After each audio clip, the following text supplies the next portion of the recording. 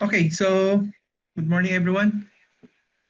So this morning we will discuss some of the important uh, important points on the topics of two-dimensional motion, one-dimensional motion, especially in the vertical or Y motion, and then we will also try to cover Newton's laws if we have time.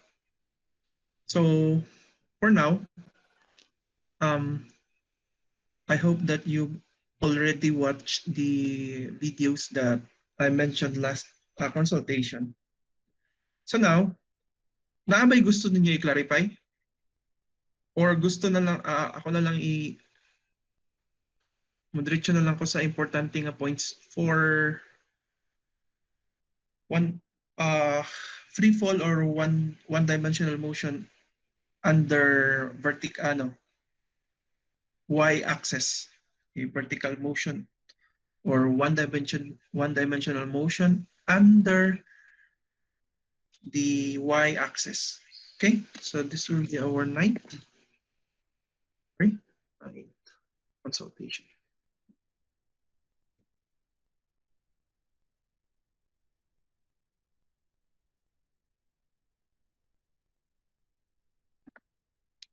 So notice no, sorry.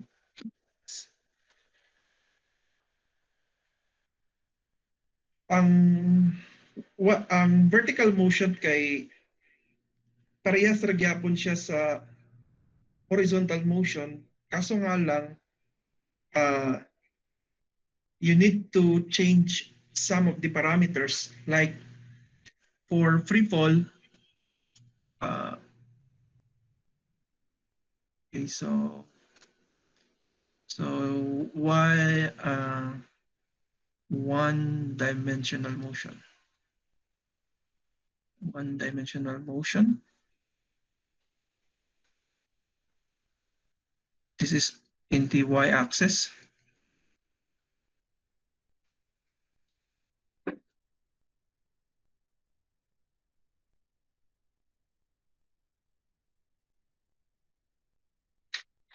Okay.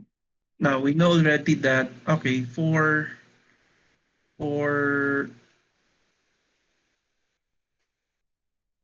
for x motion we already have the following equations of motion. So you have sorry. Medyo na-memorize na ninyo dapat i-class na V equals VO plus AT. Okay, of course, this is constant acceleration. You have to take note of this. You cannot use this equation when the acceleration is not constant. So you have V equals VO plus AT, and then you have X minus X of 0 is equal to VOT plus 1/2 AT square. And then you have X minus X of 0 equals 1/2 VO plus V times time. And then you have V square minus VO square equals 2A X sub 0. Okay, so this is for the one-dimensional motion along the horizontal axis. Okay, let me call this as equation number 1, 2, 3, and 4.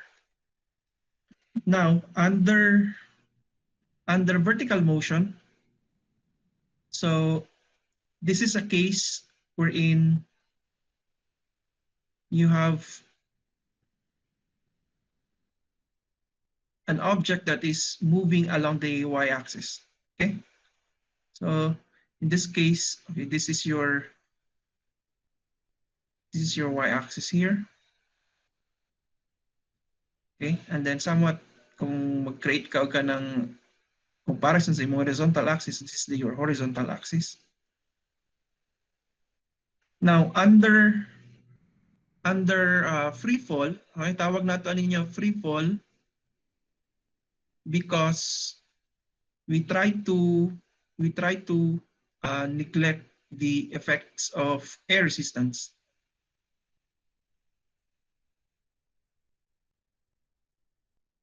Okay? So when you neglect the effect of air resistance, that would mean that the ball will fall on the ground at a constant acceleration. So this is actually later on when we discuss Newton's laws, okay, nakita naman po siguro mo sa video sa Newton's laws, we know already that when an object is accelerating, so we say that there is a parameter that is acting on the ball that makes it accelerate at that constant acceleration. So in this case, when you neglect the air resistance, so somewhat this is part of the assumption. So assumption moragi assume na to class. Okay? In most cases, we can roughly approximate uh, scenarios in reality class nga whenever may tabo siya under a condition wherein ang imuhang distansya where the object falls class is less than the radius of the Earth's uh, the less than the Earth's radius. So that would mean you can always say that that object will move in a certain acceleration that is actually constant. So in that case, we also neglect air resistance. So duha ka ba katong assumption na neglect air resistance, and this motion occurs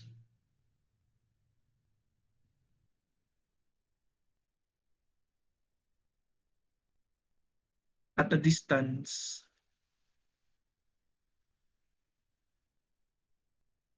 less than the Earth's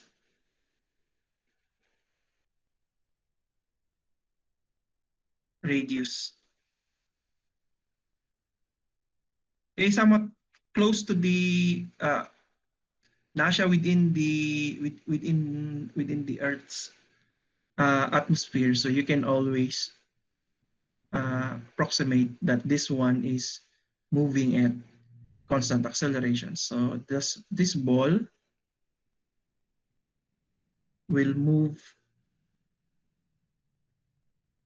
at a constant acceleration.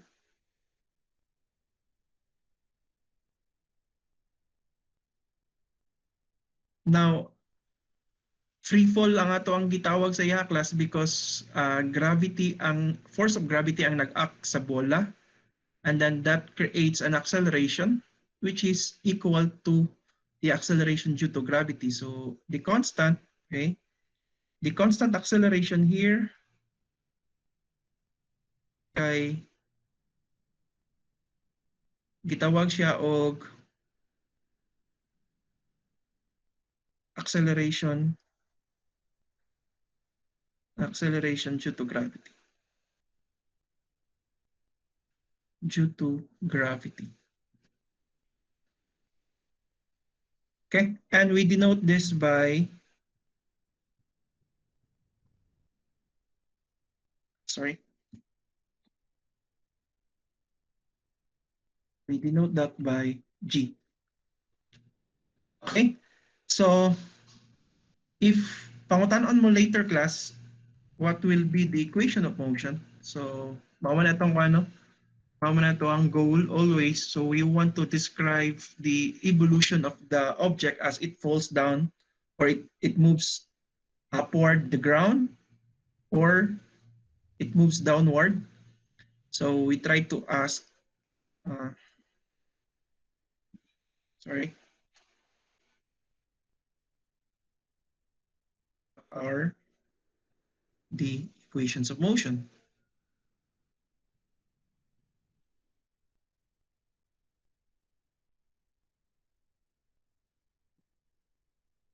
So now, the answer is somewhat related to the equations of motion along the horizontal axis. So that would mean what we are going to do is we can observe that the equations of motion can also be described by the equations of motion along the horizontal with some important emphasis on the parameters. Like for example, ang imong speed na butangan na nako og subscript na y, that would mean VOY minus GT. So what I'm going to do is for free fall class, ang iyang acceleration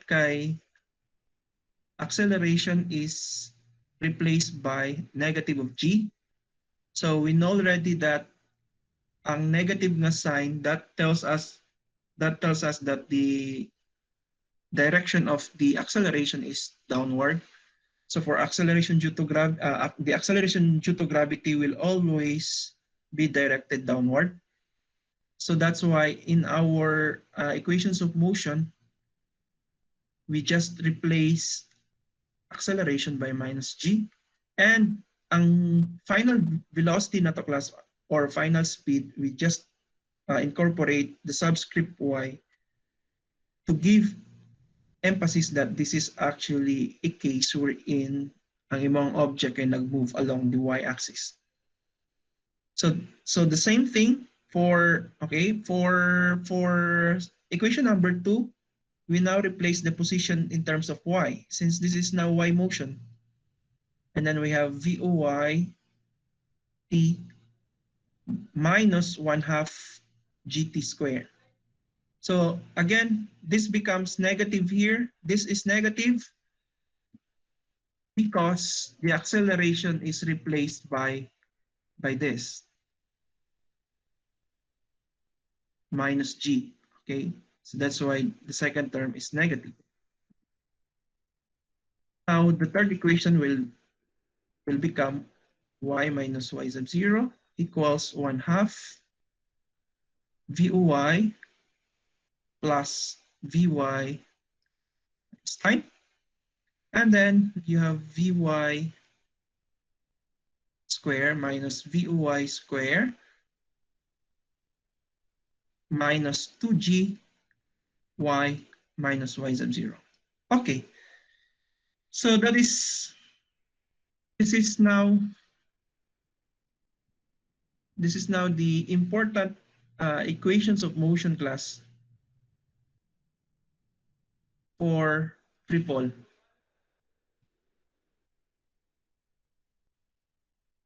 Okay, now naalang dayon kay ibutang i-discuss nga important remarks. So, remarks class, usually pag ma-encounter ninyo ni sa mga problems, you just have to take note. Now, na ay mga cases like, for example, na kay problem, okay, wherein na ay tao sa taas sa building, and then maghawid siya og object, like for example, a ball, and then iyang itagak. Okay, so this is now a case for free fall, right?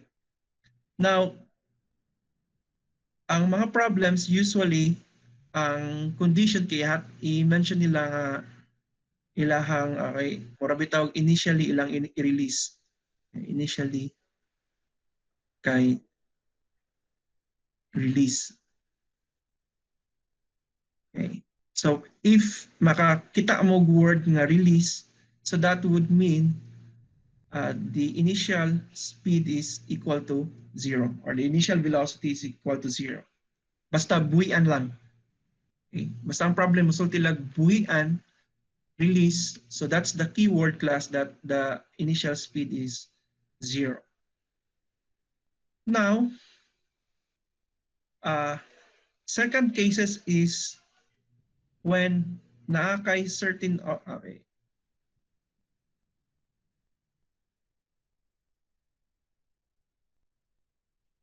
Ilaan kag scenario wherein naay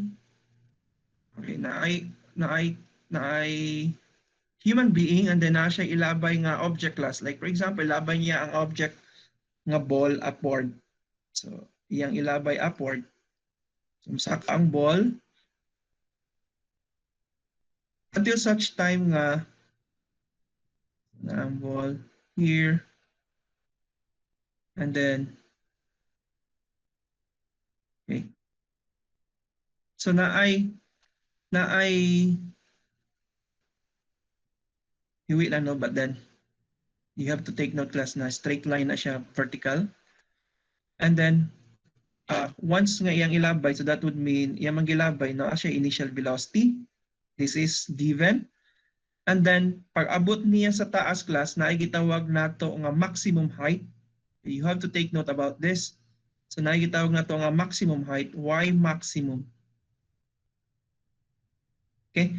So that's the maximum height that the ball or the object can reach given this initial velocity. So nganong mupan man siya, nganong okay, as you throw the ball upward, ang say may tabo sa velocity, kumusaka siya upward, ang iyang speed kay mo decrease. Until such time that at the maximum height, your final velocity is actually equal to 0.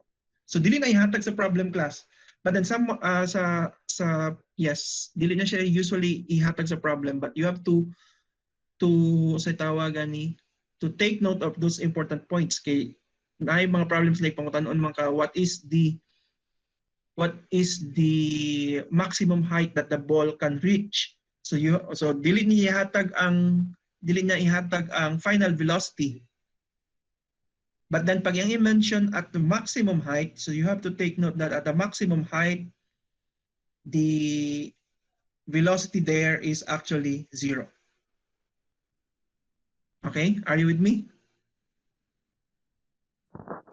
Yes, sir. Yes, sir.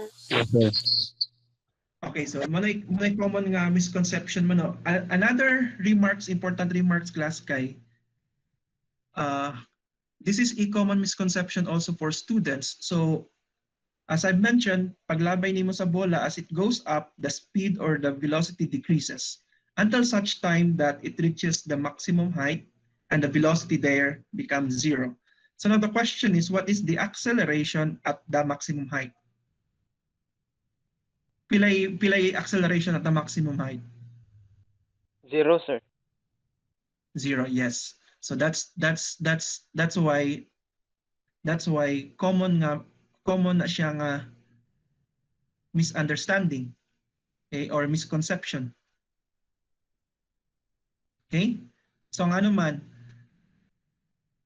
as long as the situation class kay ang motion nimo kay nahitabo siya under the Earth's atmosphere or gamay sa ang distance niya class is gamay compared with the Earth's radius, and that the acceleration and that the air resistance, the force created by air resistance class is neglected.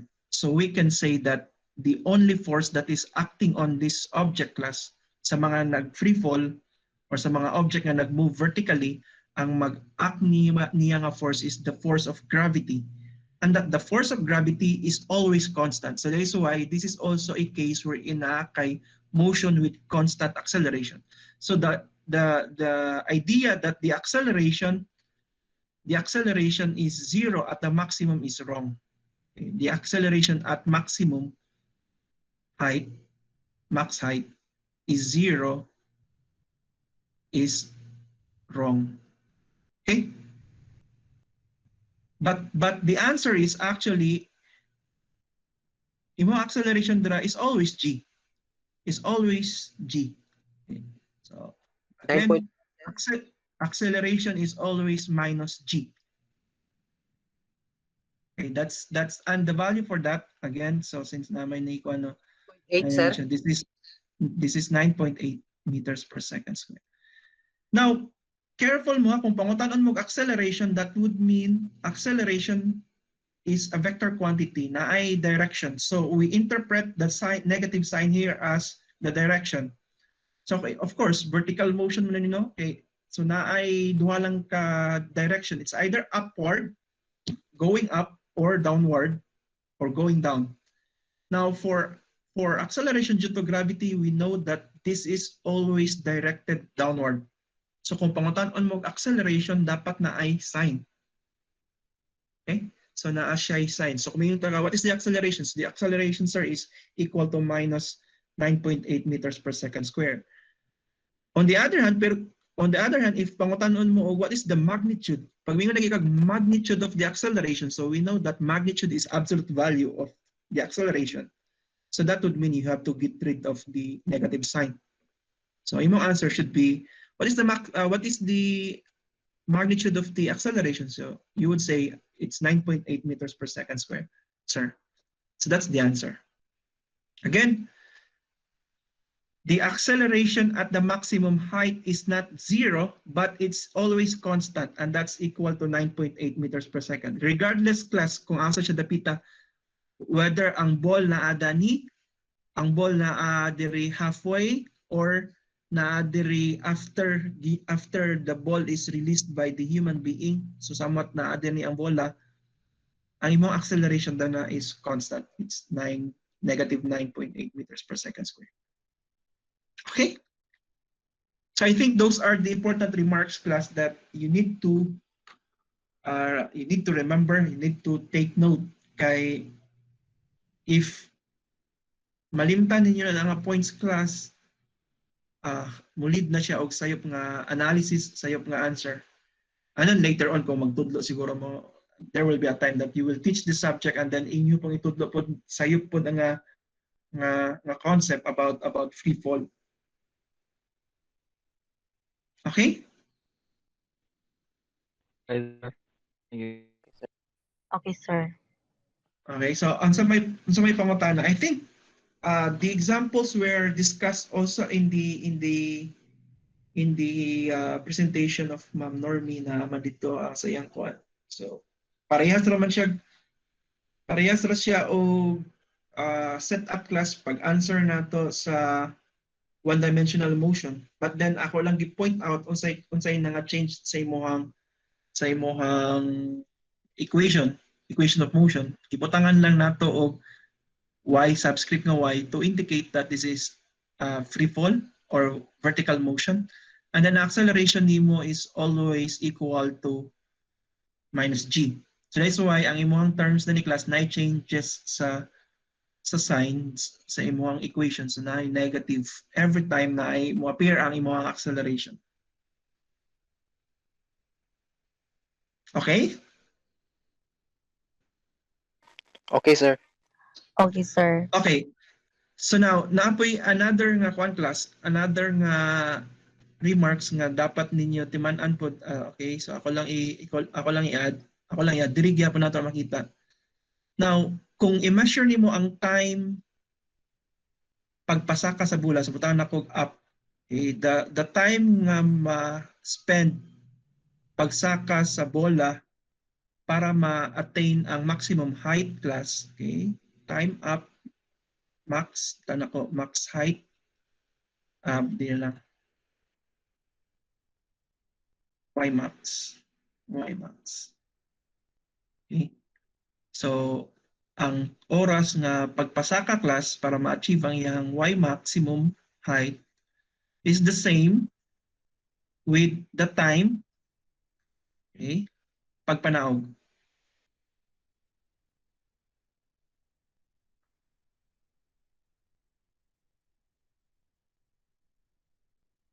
Are you with me? Yes, Yes, sir. sir. Yes, sir. Okay. So long as diri nag-start no, diri murag roughly diri nag-start din, tapos pagpasaka, pagpanaog, same rank time. Now, ma-change na siya, class, kung panalitan ang imong senaryo kay katong sa number 1. What I mean, but sabot nimo ma-change.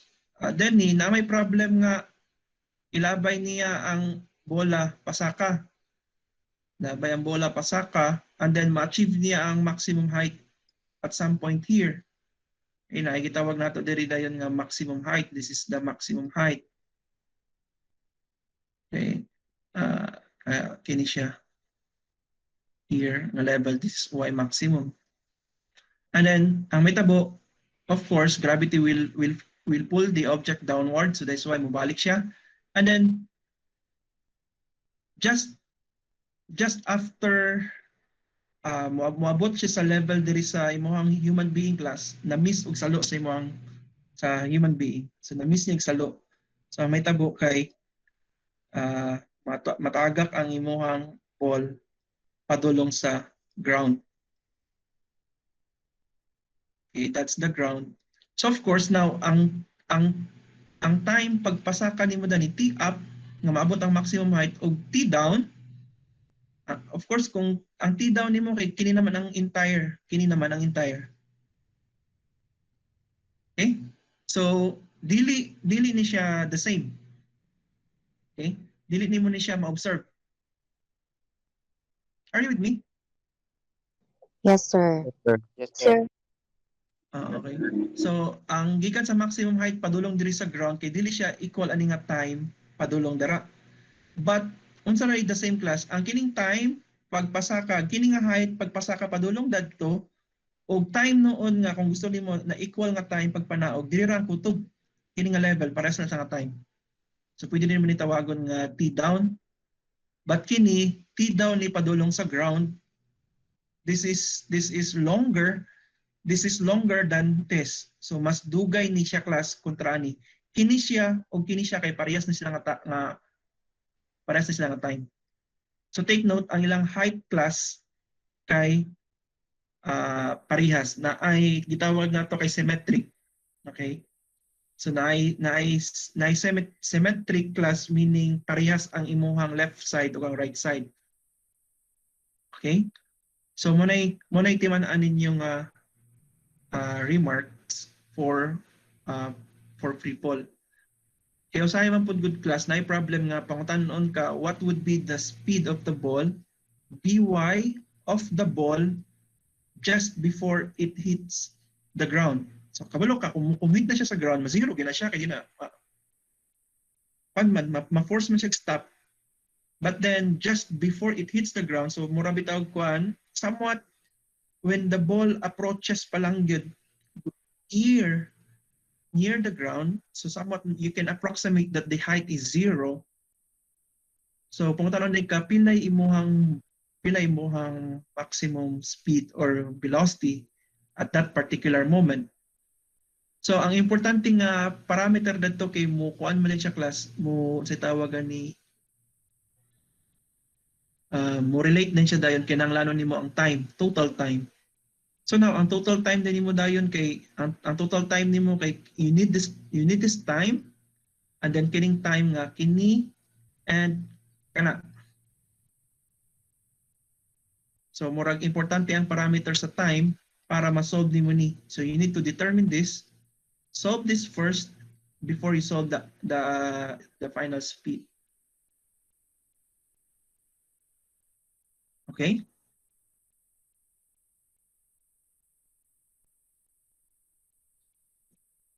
Question.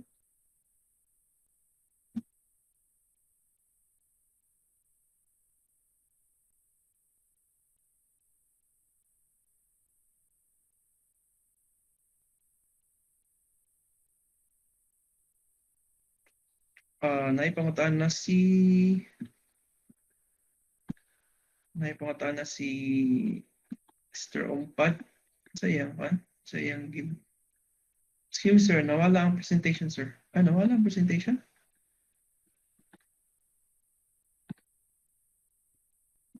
Okay.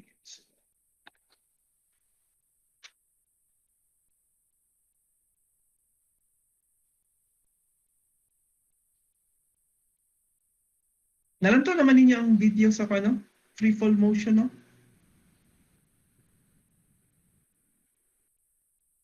Hello? Nalantaw ba ninyo? Ang free fall na yes.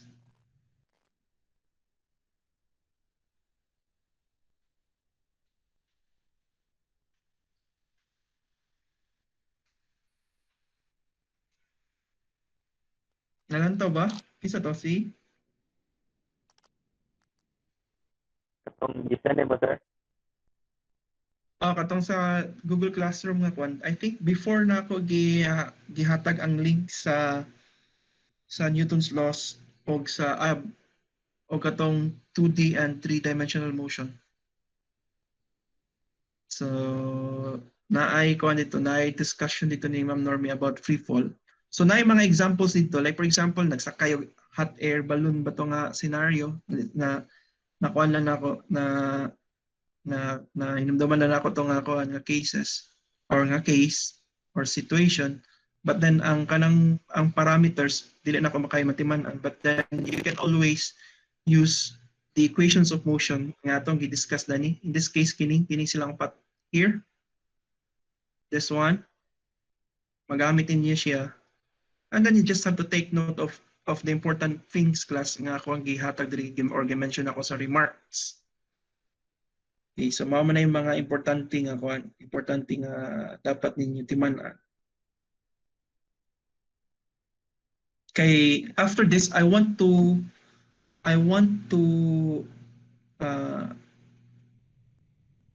discuss two-dimensional motion also, or the case for projectile motion.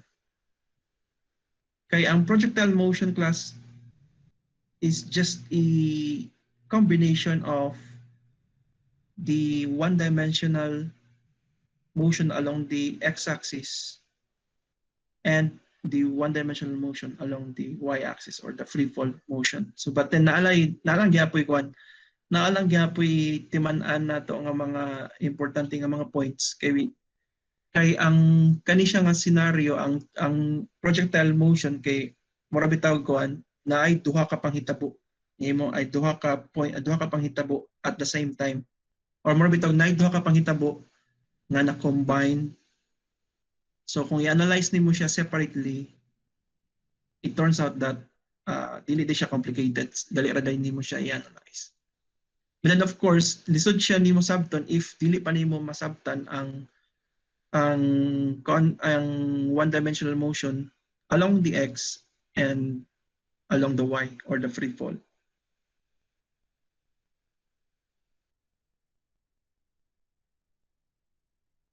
Okay? So now, sige. Naba ko ipangutana din kay gusto mo proceed na ko sa class. So ang example I'll give you I'll let you to watch the video that I gave last time.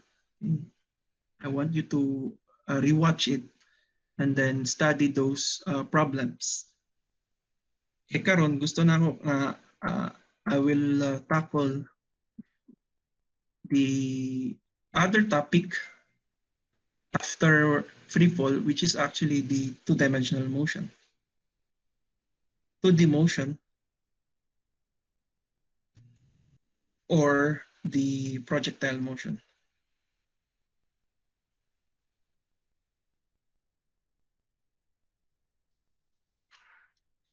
Ano 2D na nino? 2D meaning na ay nag-move along the x, na ay nag-move along the y. So that's why gitawag siya two-dimensional. So pili siya nga situation, tawag nato na siya projectile motion, no? So and then sa discussion I think na-discuss mo nato nga unsay projectile.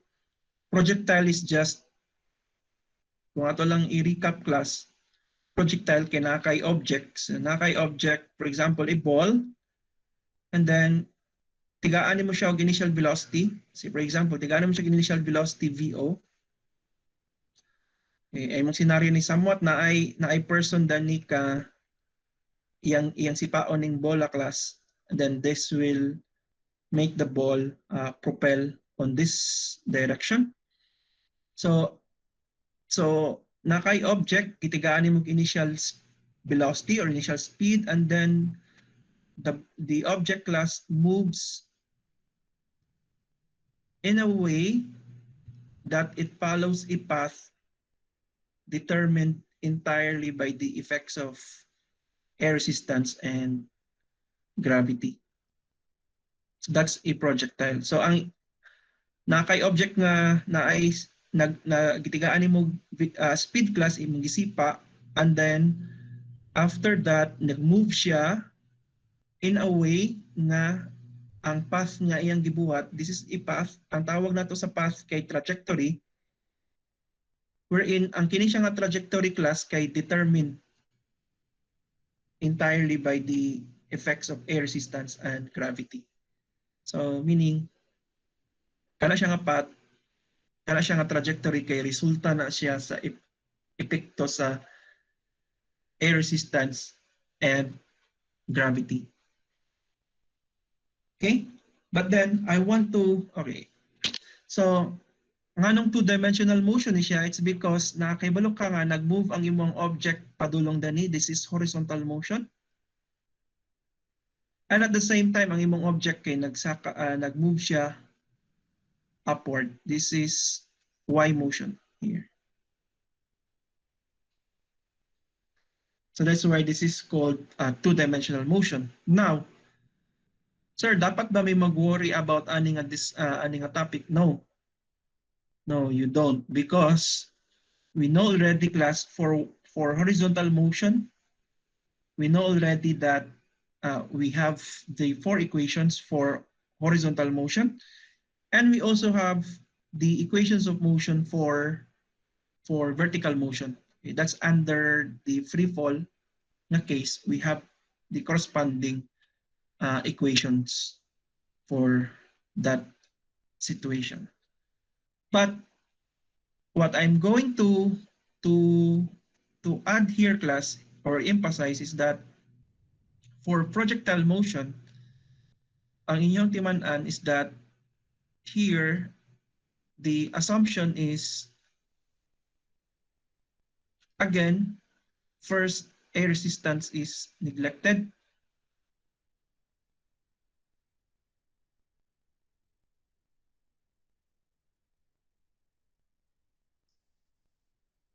Sir, sige lang lagi nato nag-neglect ng air resistance, class. Sige lang lagi nato i-neglect ng air resistance. Of course, okay, this simplifies the situation. Now, paabot ninyo higher siguro nga higher nga subject sa physics, so we will actually incorporate the effect of air resistance. So but now dili pa nato siya pwede buhaton, but then this will simplify our study about two-dimensional motion. So in fact, ang air resistance sa free fall kaganina, class, is ato pong gineglect. So this is the reason also why we can use the equations of motion that we have or that we had earlier sa free fall. Okay, because of this assumption, air resistance is neglected. So by that, okay, second food class is only the force of gravity. Force of gravity lang ang force of gravity is present, or that would mean that means that the force of gravity is the only force class that acts on the object. Now, what are the equations of motion for projectile motion? So mao man ato ang quad, mao man ato ang ultimate goal. How do we describe this situation,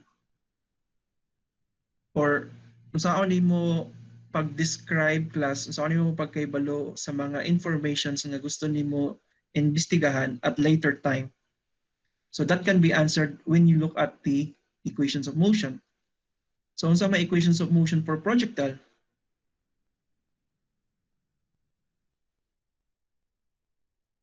So that can be answered by considering the equations of motion that we had earlier for horizontal motion. So for horizontal motion, ako lang isulat again, ha, balik na ko, class. Hopefully by this time na memorize na nato ni siya. So you have sorry. you have V equals VO plus 80. Now, akong buhaton class is butangan na akong subscript nga x. Okay? Subscript sa parameter nga V class. So you have Vx, that would mean this is final speed or velocity. Vox, that means that's the initial horizontal velocity, that's 80. And then the next would be x minus x sub 0 equals Vox t plus 1/2 80 square. Okay. Unsa changes lang niya class, nalay subscript no, nga x to signify that this is the case for horizontal motion. So you have the third one, you have x sub 0 equals 1/2 Vox plus Vx times time. And then the last one would be Vy square minus Voy square plus minus 2g y sub 0. Okay, so now that's the y motion. How about that's the x motion? How about the y motion? The y motion is given by the following. So you have Voy minus gt. Y minus y sub 0 equals Voy time minus 1/2 gt square. And then you have y minus y sub 0 equals 1/2 Voy plus Vy times time. And then the last one would be Vy square minus Voy. Sorry. Here, na-overlook na ako. This one, this is not y here. Sorry. X pa man na dira class. So that should be, this should be Vx square Vox square x minus x sub 0. Then anyway, you have, sige, sulat na sana ako ni minus 2g y sub 0. This should be sa left side class kay dapat dili na siya 2g, but that should be 2a. Okay, so i-remind ko class if ever na ay mga tawag ganin na ay sayop nga mga equations nga akong masulat class, just like for example this equations of motion for the horizontal case. Okay, now going back, sir, what are the equations of motion for projectile motion? So basically, kini unta ang imuhang memorize ng tanan class. Ini unta. Okay, unta no, unta. But you have to consider class that if we try to look at, if we try to analyze the situation for projectile, so atong lang taon diri nga scenario here. Notice that ang imuhang object class kay na duha ka motion na akong gi-mention kaganina na ay x motion na apoy y motion. Now notice that as the ball moves here class, as the ball moves here, walay force nga magsinamok sa iya. Okay. Nakuha? Diba kay naman kay object nga mag-move padulong sa right, di ba? This one, kining projectile nimo is as this occurs, ang imong displacement sa bola, kung ako na project here, project po na ako ni Danny, ini siya i-project na ako Danny. So project na ko Dani. Kini project na ko Dani. So naay motion sa position sa imo, naay movement sa imong object class padulong sa x, positive x-axis. But then you have to take note that as this object class moves towards the right, walay force nga nagsinamok sa iya, walay force nga walay force nga nag-act sa iya. Okay? Sir, na may gravity, sir. Na may gravity, dili ba na siya maka-apekto sa pag-move sa object padulong sa right? The answer is yes. Okay? Gravity class, force of gravity cannot move your object. Okay? Dili siya maka-exert of force such that imong gravity, muak ang gravity, then move ang imong, sorry?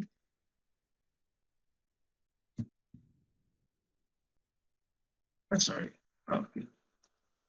Okay. Okay. Again, ang gravity nimo class dili maka-cause of movement padulong sa sideways, padulong sa right. But then ang gravity will only act and cause the object to move downward. Okay, it's only purely vertical. So that would mean, okay. Okay, so that would mean, sir, na for horizontal motion, that would mean that since ang imuhang object kay walay force nga mag-act sa yaa, so that would mean the speed there must be constant.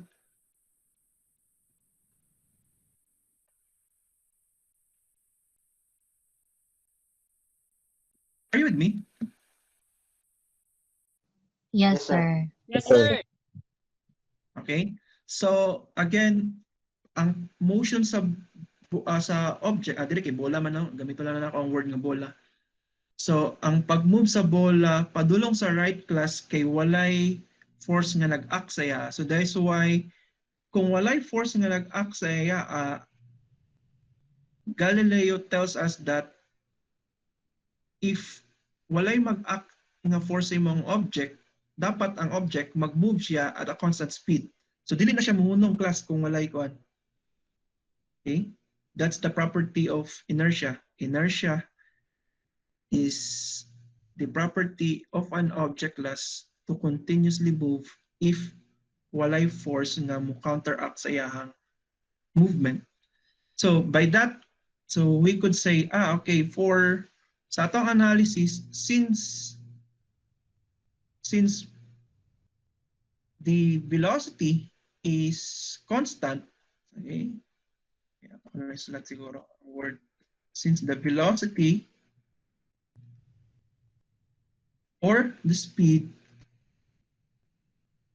is constant, I have to be careful with the term velocity class. So dapat butangan ako og horizontal, the word horizontal velocity. So that would mean horizontal velocity. That means, sorry.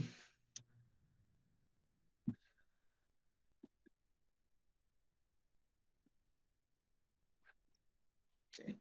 That means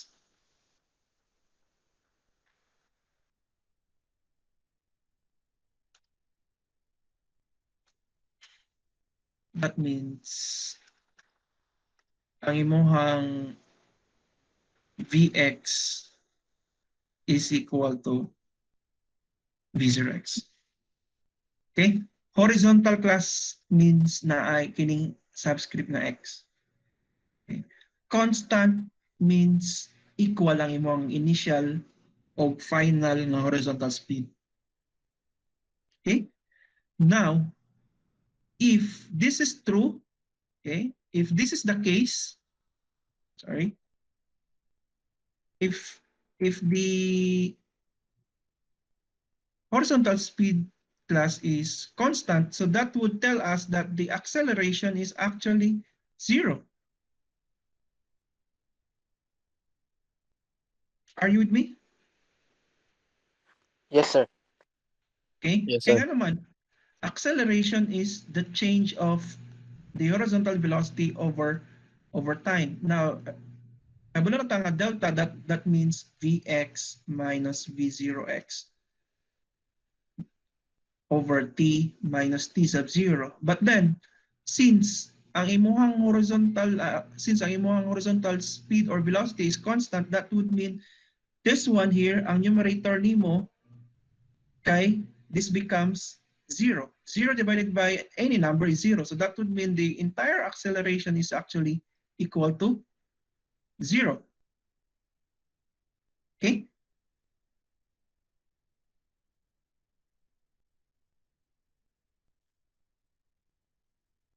Are you with me? Yes, sir. Yes, sir. Okay. Okay, now, if that's the case, we can actually simplify. Okay, okay. So we can now revisit our previous equations here, class, sa x motion. So since we've learned that acceleration is actually 0, so here we can update our equations of motion along the horizontal motion, class. So in this case, for projectile, since we know that acceleration is 0, so that would mean this is 0 here. Are you with me? Yes, sir. Yes, sir. Sir. First equation is 0, so that would mean this gives us an idea that Vx is equal to V0x. Okay, that makes sense. This is exactly this case here.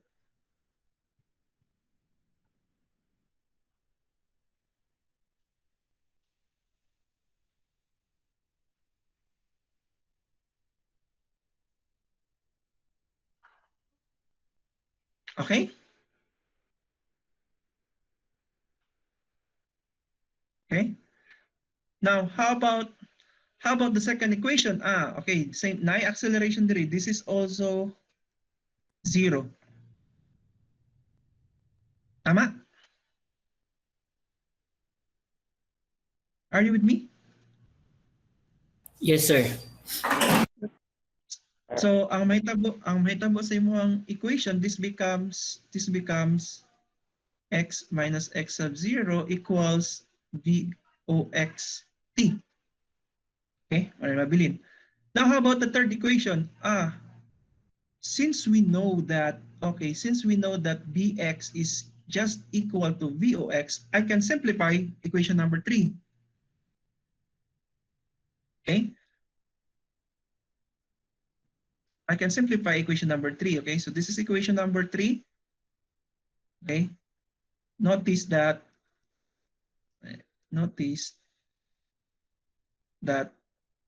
if you replace, okay, ako na i-copy ang left hand side, equals 1/2 Vox. Now, I can rewrite Vx here as Vox. Wala ko gibuhat dala nga dautan, class. Na naman, anong wala mo ko gibuhat nga dautan? It's because ana man akong equation number 1 nga ang final horizontal speed nako is just the same with the initial horizontal speed. Okay? That's because for horizontal motion, the speed or the horizontal speed is just constant. Okay? So that's why I can replace Vx here. I can replace Vx here by Vox. Okay? Again, ang reason ani since Vx is equal to V0x. Now, I can further simplify the right-hand side. So I have here Vox plus Vox. So what happens is that I can add these two. This becomes 2 Vox times time. Okay, and then I have 1/2. I can simplify further. I have 1/2 here. I have 2, so I can cancel out the number 2. So that becomes I have Vox t. This is exactly the expression for number 2. That's number 2 here. That's number 2.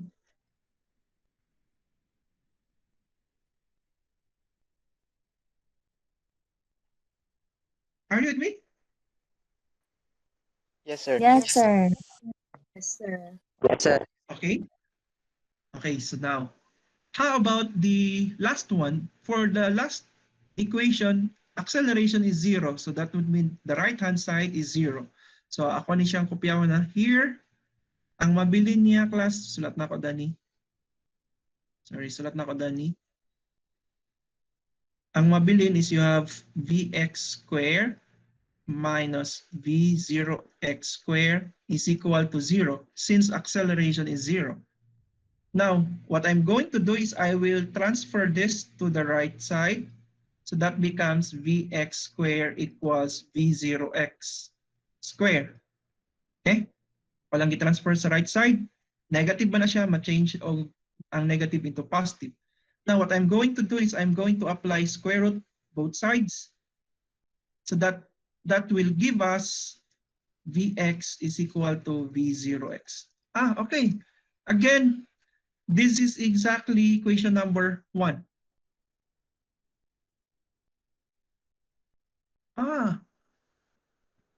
It gives us an idea that okay, so for projectile motion,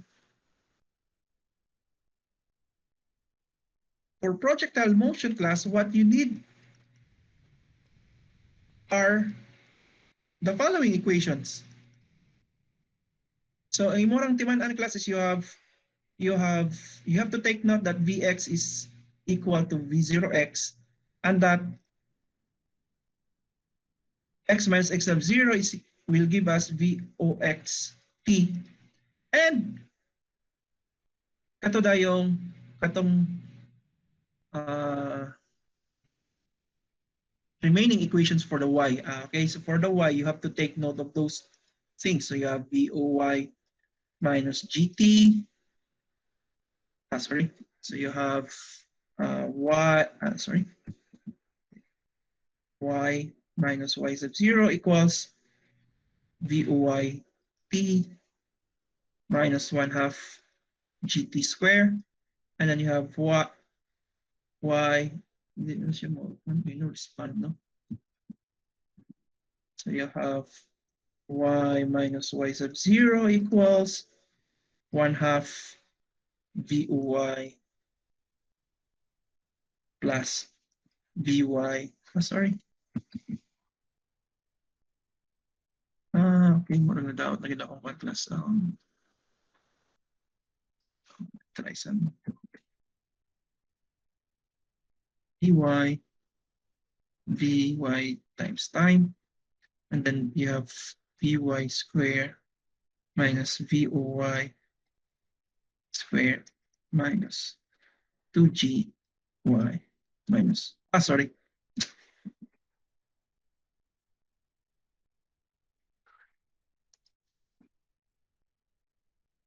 Y0. Okay? So, maura ni timan animo class for projectile.